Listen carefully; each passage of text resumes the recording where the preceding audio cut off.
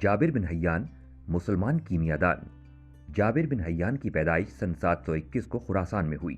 ان کا تعلق عرب کے جنوبی حصے کے ایک قبیلے سے تھا۔ جابر بن حیان کا روزگار دوا سازی اور دوا فروشی تھا، یعنی کہ وہ ایک حکیم بھی تھے۔ جوان ہونے کے بعد انہوں نے کوفے میں رہائش اختیار کی، جہاں علم و تدریس کے کافی مواقع تھے۔ وہ ہمہ وقت کسی نہ کسی سوچ اور تجربے میں منہمک رہتے تھے۔ ان کے گھر نے تجربہ گاہ کی صورت اختیار کر لی تھی۔ انہوں نے بے شمار حقائق دریافت کیے اور متعدد ایجادات کیں۔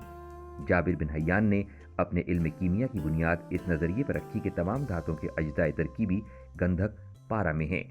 ان کے خیال میں دھاتوں میں فرق کی بنیاد اجزاء ترکیبی نہیں بلکہ ان کی حالت اور تناسب تھا۔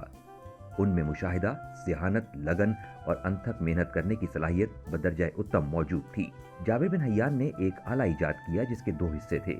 ایک حصے میں کیمیائی مادوں کو پکایا جاتا تھا اور مرکب سے اٹھنے والی بخارات کی نالی کے ذریعے آلے کے دوسرے حصے میں پہنچا کر ٹھنڈا کر لیا جاتا تھا۔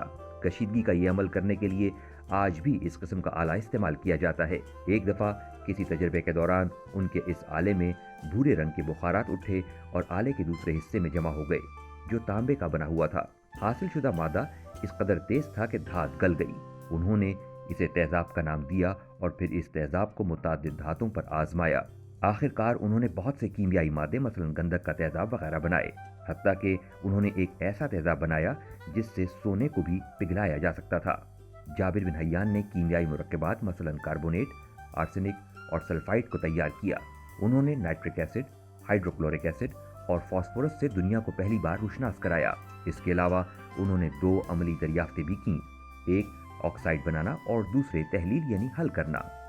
انہوں نے لوہے کو زنگ سے بچانے کے لیے لوہے پر وارنش کرنے، موم جامہ بنانے اور خضاب بنانے کا طریقہ دریافت کیا۔ اس کے علاوہ فولاد کی تیاری، پارچہ بافی، چمڑے کی رنگائی اور شیشے کے ٹکڑے کو رنگین بنانے کے طریقے دریافت کیے۔